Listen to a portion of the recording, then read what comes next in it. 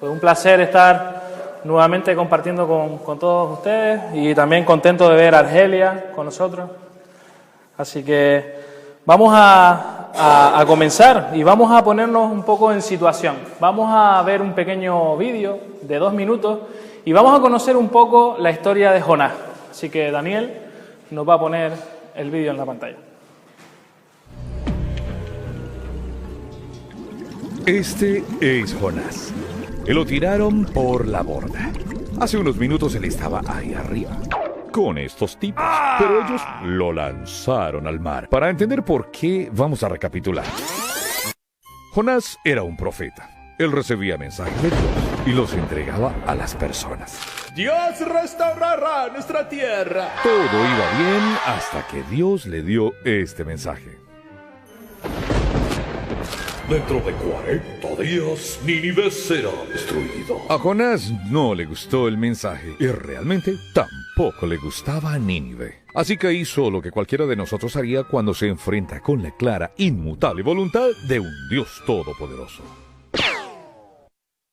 Él corrió en la dirección opuesta de Nínive y no se detuvo al llegar al mar. Él siguió en este barco con estos tipos.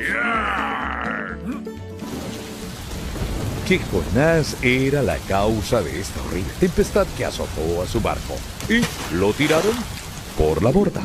Fue allí cuando Jonás conoció al pez grande. Los estómagos de los peces son lugares muy extraños, pero te hacen recapacitar acerca de la vida. Y Jonás se dio cuenta de que se equivocó en eso. Él decidió que la manera de Dios es la mejor, no importa qué. Y él tuvo la oportunidad de demostrarlo. Jonás llegó a Nínive, una ciudad extranjera llena de gente sin Dios. Él conocía su misión, él sostenía su mensaje. Todo lo demás era una elección: hablar o huir. Dentro de 40 días, Nínive será destruida. Con esas palabras, Jonás fue tirado por la borda de nuevo, pero no como un loco lanzado al mar, sino como un hombre dirigiéndose a su destino. Y algo maravilloso ocurrió. La gente se salvó. Un triunfo de la misericordia y las emociones de un hombre armado con 8 palabras y con la decisión de dejar de correr y comenzar a hablar. Esa es la historia de Jonás y del pez grande. Esto me va a dejar una peste. Bueno, pues, si no conocían a Jonás, ya más o menos le han puesto cara. Me gustaría que me acompañasen al libro de Jonás, capítulo 1, del 1 al 3. Y vamos a leer esta porción de la palabra en el libro de Jonás, capítulo 1, del 1 al 3.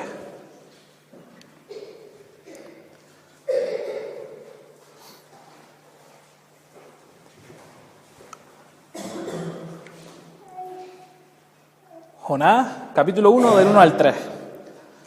Pues dice así la palabra del Señor.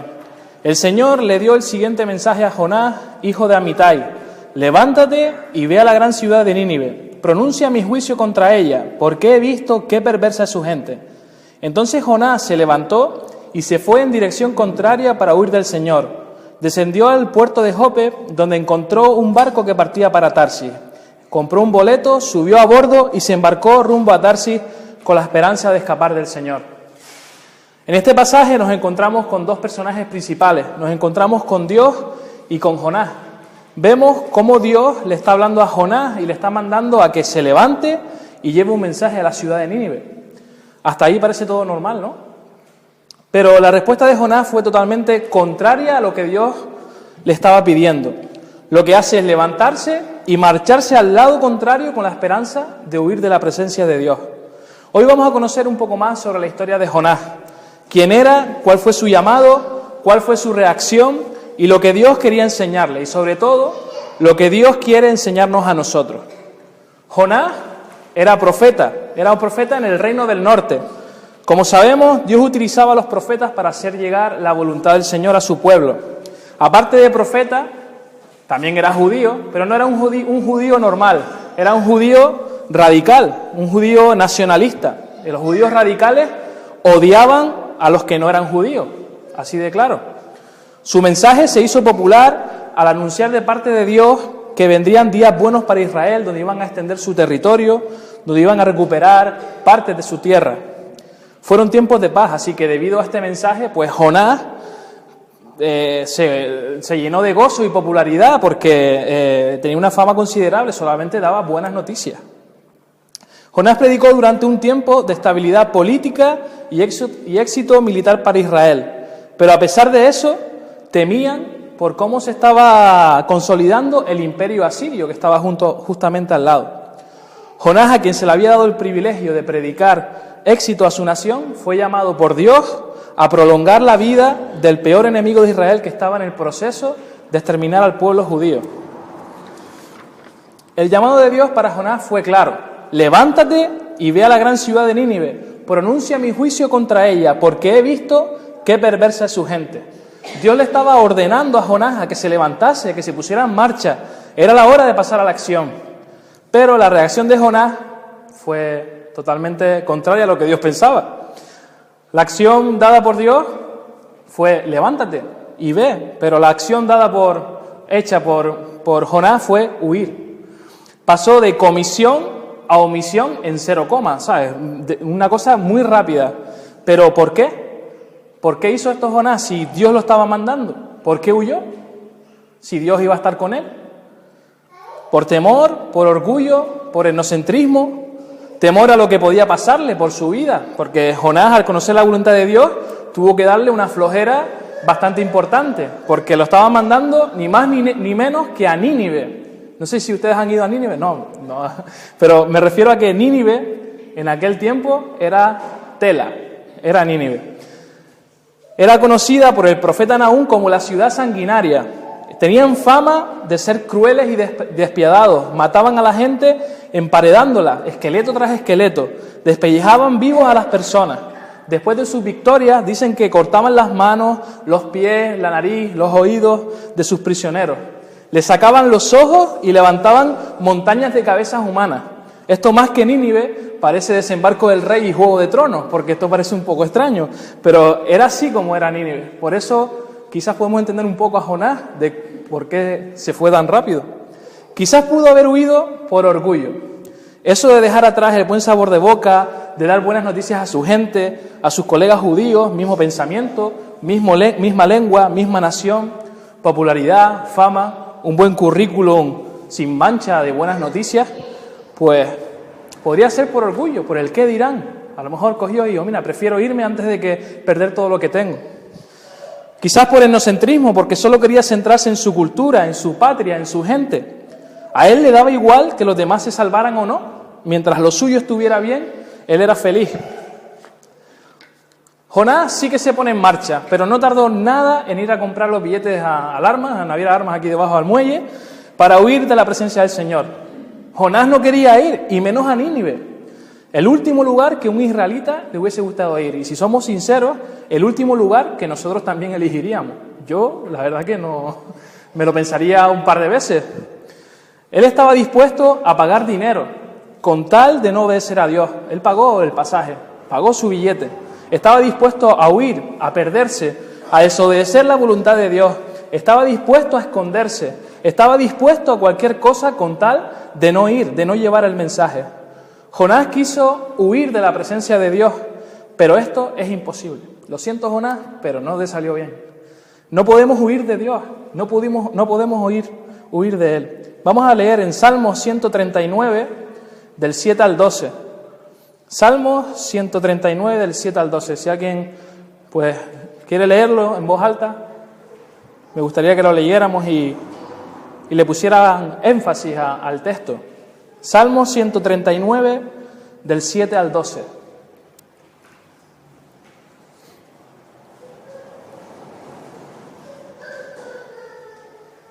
¿A dónde me iré de tu espíritu? ¿Y a dónde me iré de tu presencia? Si subiera a los cielos, allí estás tú. Y si en el Seol hiciere mi estrado, he aquí, allí tú estarás. Si tomare cajas del agua y habitar en el extremo del mar, aún allí me guiará tu mano y me asirá tu diestra. Si dijere, ciertamente los tinieblas me encubrirán, aún la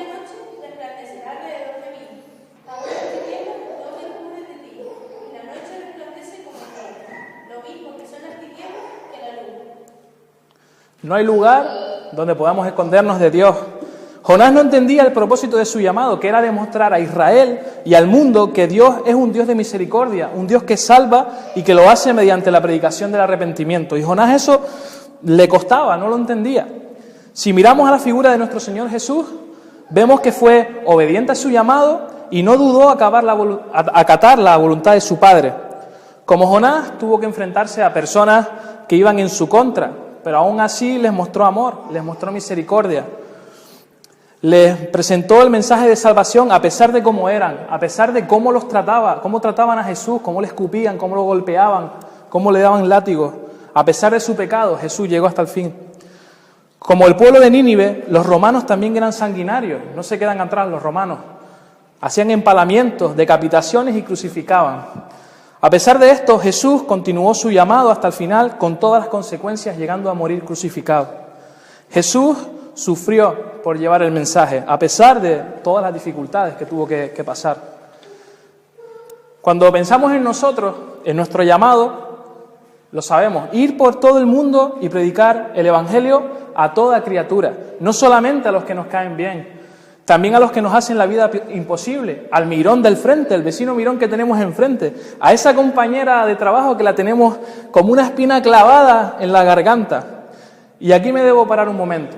Y es que creo, y es una opinión personal, que a la hora de llevar el mensaje, a la hora de presentar el Evangelio, prejuzgamos a la gente y decimos, en nuestro interior, este debe escuchar, este no. Este yo creo que sí, aquel no, mala pinta. Hacemos acepción de personas, conscientemente, inconscientemente, no lo sé, pero lo hacemos. Buscamos la que mejor nos convenga, la que mejor nos cae, creamos prototipos y estereotipos de personas a las que compartir el mensaje y nos olvidamos realmente de la necesidad que hay y que la necesidad que hay es para todos por igual. Debemos llevar el mensaje a toda criatura, toda, no importa cómo sean, tenemos que dejarnos guiar por el Espíritu Santo. No se trata esto de un evangelismo a la carta, depende de cómo eres, te voy a hablar, para nada. Dios quiere sacudirnos, nos quiere zarandear y sacarnos de nuestra comodidad. Y es que nos acostumbramos a vivir cómodamente, nos acostumbramos a estar sin responsabilidades, sin ataduras, sin compromisos. Dios no quiere cristianos de domingo, Dios no quiere cristianos que vengan a calentar la silla, quiere cristianos verdaderos seguidores, cristianos que sean verdaderos seguidores, hombres y mujeres comprometidos y obedientes, que le busquen en espíritu y en verdad, verdaderos adoradores, hombres y mujeres que edifiquen a la iglesia con sus dones. Dios nos ha dado dones, tanto a hombres como a mujeres, a los dos. Y Él quiere que los pongamos en práctica. ¿Para qué? Para que la iglesia se edifique, para que la iglesia crezca. Este llamado es nuestra responsabilidad. Olvídate de pensar en fulano o en mengano, esto lo vendría bien. No. Céntrate en ti ahora mismo. No es responsabilidad de otro. Cada uno debe examinarse a sí mismo y ver en qué estamos fallando y ver en qué podemos cambiar. Nos echamos las manos a la cabeza con la reacción de Jonás. Dice, Jonás, ¿cómo le va a hacer eso al Señor? Pero es que nosotros, sin darnos cuenta, también hacemos esa misma acción. Muchas veces huimos de lo que el Señor nos dice, de lo que el Señor quiere que hagamos. Pasamos de lo que Dios quiere, pasamos por alto su llamado, pasamos por alto su palabra. Hay muchas maneras de girar la vista hacia otro lado y hacer como si no hubiera pasado nada. Y como Jonás, huimos al llamado de Dios. Pero, ¿por qué lo hacemos? ¿Por qué huimos de Dios? ¿Por temor? ¿Tenemos temor? ¿Tenemos miedo de predicar el Evangelio? ¿De hablar de Cristo? En el año 2012, el periódico ABC, el periódico español, publicaba que alrededor de 350 millones, con M, millones de cristianos sufren persecución o discriminación religiosa en el mundo. Además, los ataques contra los cristianos han aumentado un 309% entre 2001 y 2010. No estamos contando del 2010 al 2016, que ha crecido mucho más. En febrero de 2015, el grupo yihadista Estado Islámico difundía un vídeo en el que mostraba la decapitación de 21 hombres a los que se identificaban como egipcios cristianos coptos. Sin ir más lejos, el mes pasado, en la web de Puertas Abiertas, podíamos ver la noticia de 4 cristianos iraníes que fueron detenidos y condenados por evangelizar a algunos amigos y difundir el Evangelio. Ahora nos toca preguntarnos a nosotros mismos, ¿y nosotros tenemos miedo? ¿Estamos nosotros dentro de esos 350 millones que están siendo perseguidos por su fe? ¿Qué nos está pasando? ¿Qué está pasando para vivir tan cómodamente diciendo, bueno, España es un país que sí, aquí no hay persecución, qué bueno, Señor, gracias, pero estamos aprovechando eso? ¿Huimos de nuestro llamado por egoísmo? Como ya somos salvos, ya dejamos de compartir el mensaje. ¿Lo hacemos por egocentrismo? ¿Miramos por nuestra gente, nuestro círculo y se acabó? ¿El resto no tiene nada que ver con nosotros?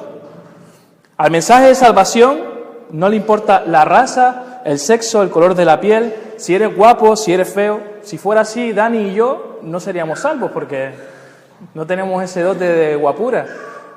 Fuera de bromas, el mensaje de salvación no es para ti solo, es para compartirlo. Hay que obedecer al Señor y llevar el Evangelio a los demás. Hay muchas maneras, como decía antes, de girar la vista hacia otro lado y hacer como si nada pasa. Muchas veces nos camuflamos como Jonás en el barco y creemos que podemos huir de la presencia de Dios y pasar desapercibidos en este mundo.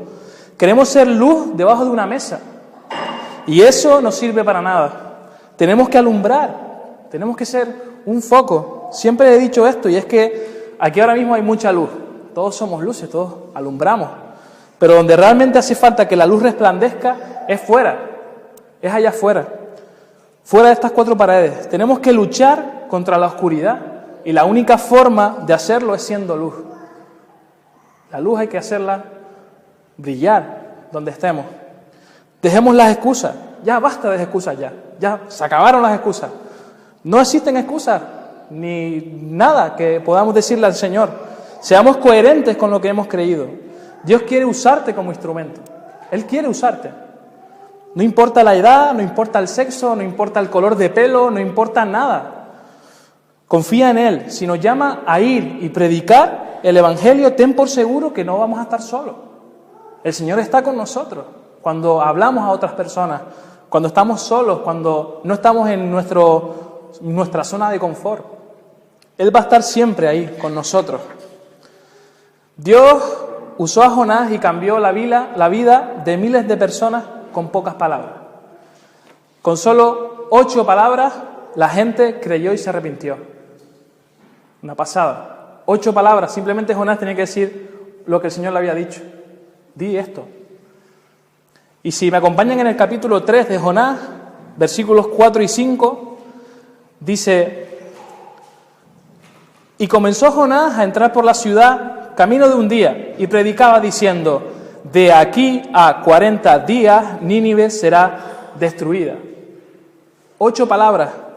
Y vemos lo que pasa en el siguiente versículo. Y los hombres de Nínive creyeron a Dios y proclamaron ayuno y se vistieron de cilicio desde el mayor hasta el menor de ellos, desde el gobernador hasta el simple granjero. Todos se arrepintieron. Solo 8 palabras hicieron falta. Solamente hicieron que toda una ciudad se arrepintiera. Por medio de Jonás, Dios cambió la vida, se aproxima de más de 120.000 personas. ¿Saben? Nos falta fe para creer que Dios puede usarnos. Incluso a lo mejor estás pensando, ¿cómo va a ser eso posible? Si son muchas personas, Jonás solo, una persona sola, tanta gente, Nínive como era. ¿Pasó? La Biblia es verdad. La Biblia no miente. Y nos falta fe para creer esto. Nos falta fe para creer que Dios nos puede usar. Reconozcamos que somos unos cobardes. Yo soy un cobarde muchas veces. Cuando digo quiero hablar del Señor a alguien, muchas veces me pasa como Jonás y me entra un dolor de tripa, un dolor de barriga tremendo y no puedes. Tenemos que creerlo. Creer que Dios quiere usarte para cambiar tu ciudad, tu barrio, tu familia. El apóstol Pablo, en 2 de Timoteo 1, 7 al 9, dice: pues Dios no nos ha dado un espíritu de temor y timidez, sino de poder, amor y autodisciplina. Así que nunca te avergüences de contarles a otros acerca de nuestro Señor, ni te avergüences de mí, aun cuando estoy preso por Él. Con las fuerzas que Dios te da, prepárate para sufrir conmigo a causa de la buena noticia. No sé si alguien se lo había dicho, pero cuando hablemos a los demás, cuando transmitamos el mensaje, vamos a sufrir. Sufrir. No sé si saben lo que es sufrir. Conocemos el sufrimiento, ¿verdad? Nadie dijo que esto fuera fácil. Esto requiere un precio. Dios quiere usarte para cambiar la vida de muchos, como hizo con Jonás. Quiere usarte para llevar el mensaje de salvación. Dios quiere que la isla, Fuerteventura, España, conozca a Jesucristo, que tus compañeros de trabajo, tus compañeros de clase, tus vecinos, tus familiares conozcan quién es Jesús. Si queremos crecer como comunidad, como iglesia, a nivel mundial, a nivel local, vamos a tener que empezar a hablar de Cristo. Sencillo. Si no hablamos, no vamos a crecer. Si no transmitimos el mensaje, no vamos a crecer. Si mi testimonio no va acorde con lo que creo, no vamos a crecer. Aprovechemos las oportunidades que se nos presentan. No miremos hacia otro lado. Sin miedo, sin temores, no siendo egoístas y sin importarnos quién o qué tengamos delante. Tú decides si quieres hablar o prefieres huir. Me gustaría terminar orando y pidiéndole al Señor que nos ayude, porque es muy fácil decir esto, ¿no? Es muy fácil decir, oye, no hagamos como Jonás y vamos a hacerlo bien. Pero sin la ayuda del Señor no vamos a poder hablar con valentía, no vamos a poder tener amor para hablar a las personas, no vamos a poder llevar el Evangelio. Así que me gustaría que pudiésemos orar, que me acompañaran en oración. Padre, nos ponemos delante de ti reconociendo, Señor, que eres Dios, que eres un Dios grande, un Dios poderoso, un Dios que nos has amado, Señor, y que nos has transmitido tu misericordia, Señor, a través de Jesucristo. Gracias, Padre, por ejemplos como el de Jonás, que a pesar de su reacción, a pesar de ello, tú lo usaste, Señor. Úsanos también a nosotros. Ayúdanos a creer, Señor, que tú nos puedes usar, que tú puedes hacer grandes cosas con nosotros, con cada uno de nosotros, en nuestra familia, en nuestro barrio, vecinos, trabajo, la gente que nos cae mal, la gente que se ríe de nosotros, no importa. Sabemos, Señor, que tenemos que sufrir, sabemos, Señor, que tenemos que pagar ese precio, pero ayúdanos, Señor, a reconocer que necesitamos más de ti. Necesitamos acercarnos más a ti, llenarnos más de ti para poder hablar a los demás. Padre, gracias, Señor, por este tiempo, por poder hablarnos, Señor, claramente y de poder, Señor, decir que tenemos un Dios que salva, un Dios que es un Dios de amor, de misericordia y un Dios justo. Gracias, Señor, por este tiempo. En el nombre de Jesús. Amén.